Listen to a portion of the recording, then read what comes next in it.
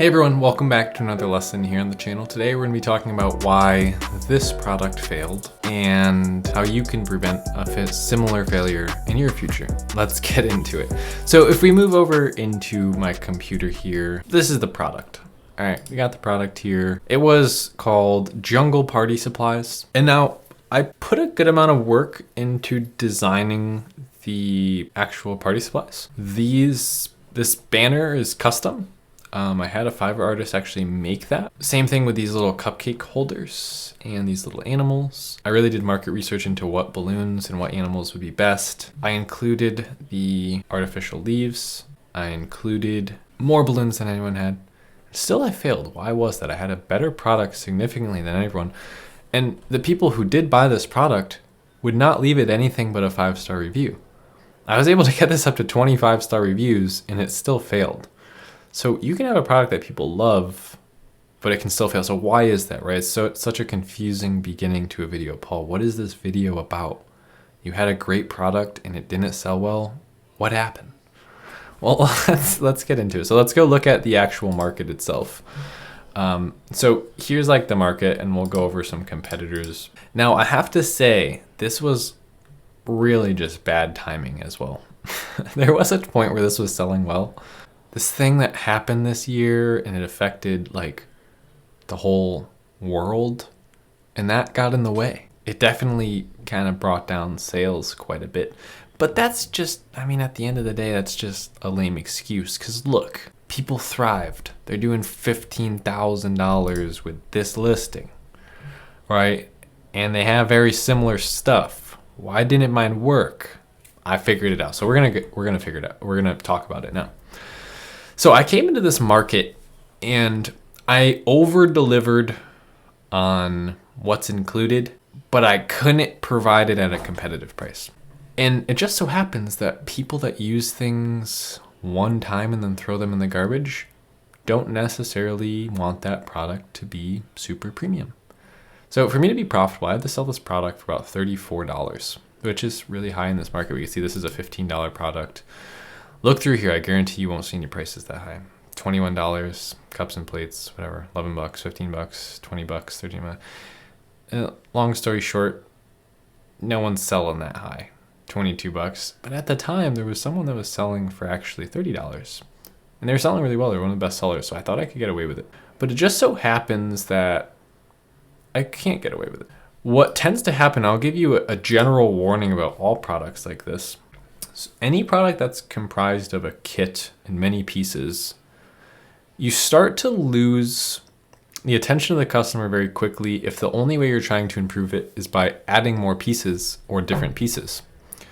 I like to think of this about going to a store and you're in an aisle buying a product, and how easy is it to pick a product when that product is just one product, just one size of a wrench? It's very easy. You just pick the one that has the best price and looks the best. But what happens when you introduce kits?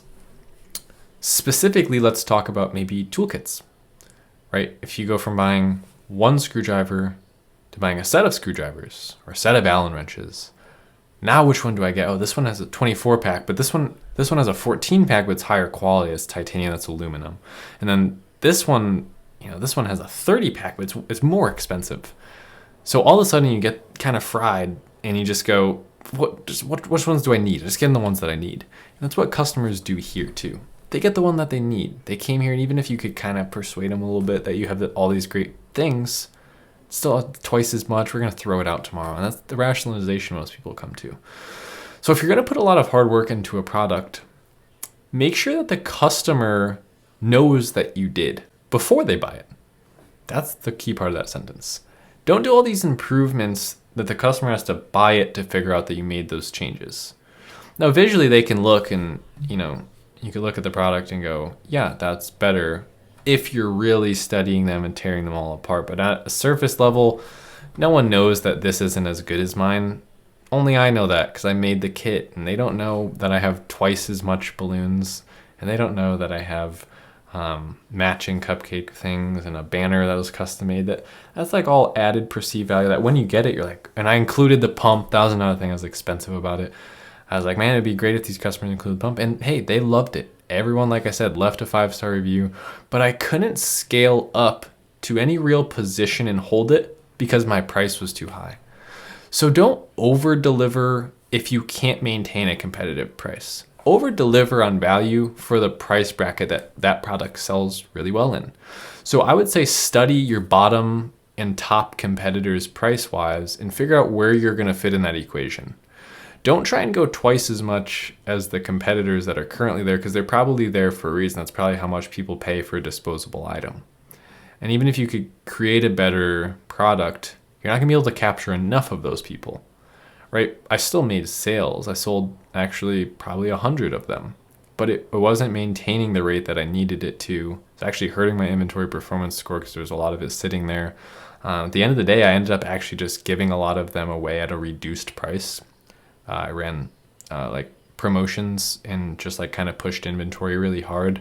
And then I also disposed of some, right? So it's a shame that, you know, I definitely lost money on this product, several $1,000s actually. But hey, it's just a lesson that you're going to learn. And the way that you can take something away from this video, please let my money that was died in a tragic life, let it teach you something as well. Let's let that be a famous loss that everyone can learn from. So take this away from this lesson. We're going to do wrap-up notes here. Get your notes, get ready. All right, go. Don't add too many pieces to something that only add value once the product gets to the customer. Now, those are good things to have, but now let's move on to part 2. If you have to price so much higher than your competitors for you to be able to sell those things, and you don't have proof that that price will actually sell your product, then you probably need to start with a more dialed back version of your kit. Get it in at a place where you can price it competitively, and then slowly introduce bigger kits, and then you'll kind of see where your max line is. Maybe once you already have existing customers and people get to know your products. And then lastly, don't go so full in on something that customers aren't aware of. And let me explain a little bit because that's kind of confusing. What I mean by that is you can't take party supplies as seriously as I did and over-intellectualize it. I said, what would be the perfect things to include? And then switch now to the customer's mind. When they're coming here, maybe they have a kid that just likes the freaking zoo animals. And they just go, okay, first one was zoo animals. I can get other stuff for his party around here at Walmart. Zoo animals, balloons, good, bye. $15, and I spend $35 on plastic, okay? So the customers, although if they had gotten mine would have been excited and would have thought there was a lot of value there, didn't know that it was worth anything because of the style of the product. If you're gonna make a premium product, make it something that deserves to be premium. Does that make sense? This gets actually thrown out. Like it's actually single use. You don't keep this, you don't keep using it. In that occasion, it comes down to this. Know your target audience and what they're using the product for. If you knew that, you would know they're not gonna spend a ton of money on your product. There's a very specific range that they wanna throw this money in the trash. $15 for an experience for this kid, it's great. We throw it away the next day or that day, cleaning up. $40 for that same experience. The kid doesn't know the difference. It's still gonna be great. I don't know, right? So you see what I'm getting at here? What this all comes down to is make premium products where they belong to be premium, not in single-use products. Also, make sure that the customer knows you're more valuable. It should be a no-brainer. When they look at the product, they go, that's significantly better. And don't do this from a biased point of view. Do it from the customer's point of view. What would they think is significantly better? And I'm gonna leave you with that. So that's the story of this. I think it's important to cover losses as well as wins and successes. Probably even more important to cover losses. So that was a loss that I made. That was a failure that I had. And I learned from it, and now all of you are learning from it. So let's thank this failure because it taught us a lot. It's probably a cheap tuition, realistically. So So that's gonna do it for today's video. Thanks so much for watching, and I will see you here on the channel in a few days for another video. Thanks so much. Later.